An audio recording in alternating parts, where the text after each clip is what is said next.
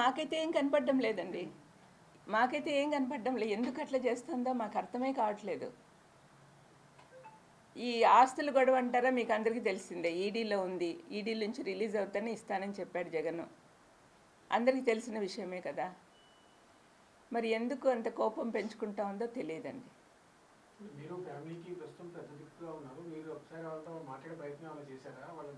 నేను చేశానండి. మీ జీవితాలు పాడు చేసుకుంటున్నారమ్మా, this is not the correct way అని చెప్పినప్పటి నుంచి నాతో మాట్లాడడం మానేశారండి.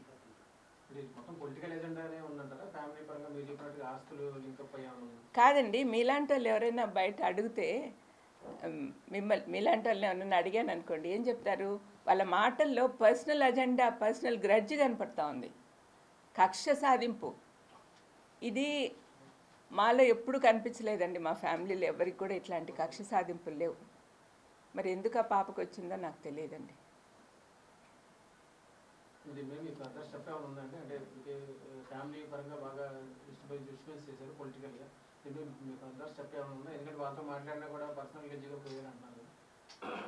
అంటే ఇప్పుడు మేము పెద్దవాళ్ళం అందరము చేతులు ఎత్తేసినట్టే. అంటే ఇంకా ఆమెను మార్చే శక్తి మాకు లేదని వాళ్ళ అమ్మ కూడా వెళ్ళిపోయింది అమెరికాకు. ఇంకా మిగతా పెద్దోళ్ళు, నాతో పాటు తమ్ముళ్ళు కానీ, మా పెద్ద వదిన కానీ, వీళ్ళందరూ కూడా మాట్లాడడానికి అశక్తులుగా ఉన్నారు. ఎందుకంటే ఎట్లా చెప్పిన మాట వినదు, ఎందుకులే అన్నట్టుగా. కానీ దీనివల్ల రాష్ట్రం నాశనం అయిపోతుంది, ప్రజలంతా బాధపడుతున్నారు. నేను ఎప్పుడు పేదోళ్ళ పక్కన తిరుగుతూ ఉంటానండి, పేదోళ్ళ మధ్యలో. వాళ్ళ బాధలు చూశాను నేను, వాళ్ళు ఎంత కష్టపడుతున్నారో చూశాను. ఈ 5 సంవత్సరాల నుంచి కోవిడ్ టైంలో కానీ, కోవిడ్ తర్వాత కానీ ప్రజలు ఎంత ధైర్యంగా నిద్రపోతున్నారంటే అది కేవలం జగన్ ప్రభుత్వం వల్లనే. మరి ఇలాంటప్పుడు ఈ పిల్లలు ఇద్దరు వచ్చి ఇంత నాశనం చేస్తుంటే, శత్రువులతో ఒకటయ్యి ఎంత బాధగా ఉంటుందో మీరే ఆలోచించండి. అక్కా చెల్లెల ఎజెండా ఏమనుకుంటున్నారు మేడం? స్పష్టంగా అంటే ఇన్ని రోజులు రాష్ట్రంలో తిరిగారు, ఇప్పుడు పులివెందులు తిరుగుతున్నారు. అంటే మీ కుటుంబాన్ని కంచిపోటు అక్కడే మిమ్మల్ని వ్యక్తిగతంగా డ్యామేజ్ చేసేలాగా మాట్లాడుతున్నారు. దాన్ని ఎట్లా? అజెండా ఏముందండి? వాళ్ళు శత్రువుల చేతుల్లో కీలుబొమ్మలు అయిపోయారు, అంతకంటే వేరే అజెండా లేదు.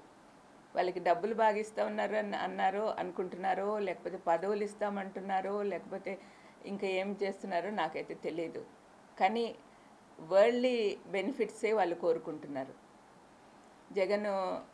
జగన్ సీఎం అయినప్పటి నుంచి బంధువుల రికమెండేషన్లు పెద్దగా పట్టించుకోడే. ముందు నుంచి చెప్పినాడు మాకు, మీరు బంధువులు ఇంటర్ఫియర్ కావద్దండి, నాకు మొహమాట పెట్టద్దండి, నాకు మా ఆఫీసర్లు, మా మినిస్టర్లు, మా ఎమ్మెల్యేలు వాళ్ళు ఎట్లా చెప్తే అట్లా పోదాము అన్నట్టుగా చెప్పాడు.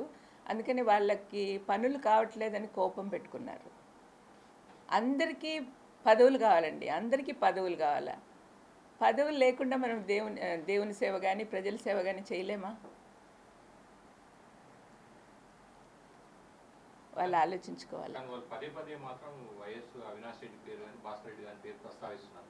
ఈ కేసు అంతా విచారణ జరుగుతున్నారు. వాళ్ళు కుటుంబ సభ్యులు వాళ్ళు అంటున్నప్పుడు అదే ప్రాబ్లం వచ్చిందండి. ఎందుకంటే వాళ్ళు పర్సనల్గా ఏంటంటే ఆ ఏరియాలో అవినాష్ బాగా పైకి వస్తున్నాడని వాళ్ళు తట్టుకోలేకున్నారు. యాక్చువల్గా వివేకమన్న లాస్ట్ రోజు అర్ధరాత్రి వరకు కూడా అవినాష్ గెలవాలి, అవినాష్ ఎంపీ అవ్వాలి, ఆ అబ్బాయి బాగా పనిచేస్తున్నాడు, బాగా హెల్ప్ఫుల్గా ఉన్నాడు జగన్కి అనే ఆలోచన వివేకమన్న కలిగి ఉన్నాడు. కానీ మరి వాళ్ళ కూతురు అల్లుడు కలిగి ఉన్నారో లేదో నాకు తెలియదు. అంటే మాకు వివేకమన్న దగ్గర ఎట్లా అంటే ఆయన చాలా సౌమ్యుడు కాబట్టి ఏదైనా పని ఉంటే ఆయనను తీసుకొని పోయి చేపించుకొని వచ్చేవాళ్ళం. ఇప్పుడు అట్లా పలికే వాళ్ళు లేరని వాళ్ళకి బాధ. అంటే న్యాయంగా లేకపోయినా కూడా తను చేసేవాడు అనమాట, అంటే మన వాళ్ళు అన్నట్టుగా. అటువంటి ఫీలింగ్ వాళ్ళకు అంత కాన్ఫిడెన్స్ లేదేమో, మరి అంతే అయి ఉండాలి, లేకపోతే ఇంత కక్ష ఎందుకు పెట్టుకుంటారు?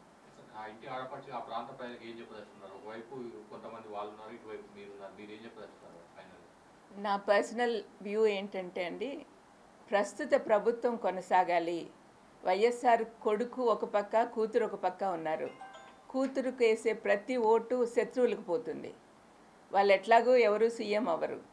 మరి సీఎం కావాల్సిన జగన్కి మీరు సపోర్ట్ చేస్తే తప్పనిసరిగా మన ప్రాంతమే కాకుండా రాష్ట్రం అంతా అభివృద్ధి పొందుతుంది. కాబట్టి మీరు జాగ్రత్తగా ఆలోచించండి, ఏది మంచో ఏది చెడో మీకే తెలుస్తుంది. పులివెందుల ప్రజలు, కడప ప్రజలందరూ కూడా మనసు పెట్టి ఆలోచించండి. వీళ్ళు ఏదో సెంటిమెంట్ కోసం పోయి కొంగులు చాపి ఓట్లు అడిగినంత మాత్రాన మీరు కరిగిపోతారా? ఆ సెంటిమెంట్ మిమ్మల్ని రాష్ట్రం ఏలేదానికి సహాయం చేస్తుందా? దయచేసి మీరు ఆలోచించండి.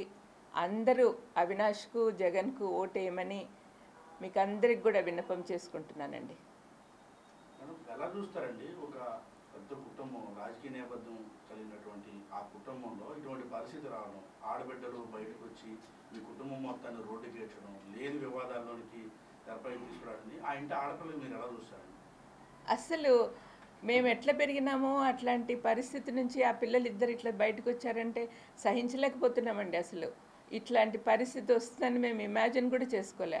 మేమందరం కూడా మంచి మంచి మాకు చిన్నప్పటి నుంచి మంచి నేర్పించారు. మాకు క్రైస్తవ విలువలు కానీ, మనుషుల గురించి విలువలు కానీ మా తల్లిదండ్రులు అందరూ కూడా బాగా నేర్పించారు. మరి ఎందుకు వీళ్ళు తయారయ్యారో దేవుడికే తెలియాలండి. అంటే ప్రపంచం అంతా మారిపోతూ ఉంది. మా బైబిల్లో రాసిన ప్రకారం అయితే చివరి రోజులు వచ్చేసరికి ప్రేమలు తగ్గిపోతాయి, కుటుంబాల్లో కూడా ప్రేమలు తగ్గిపోతున్నాయి. అది జరుగుతూ ఉంది. అంటే ఎండ్ టైం వస్తూ ఉంది అని నేను నమ్ముతాను.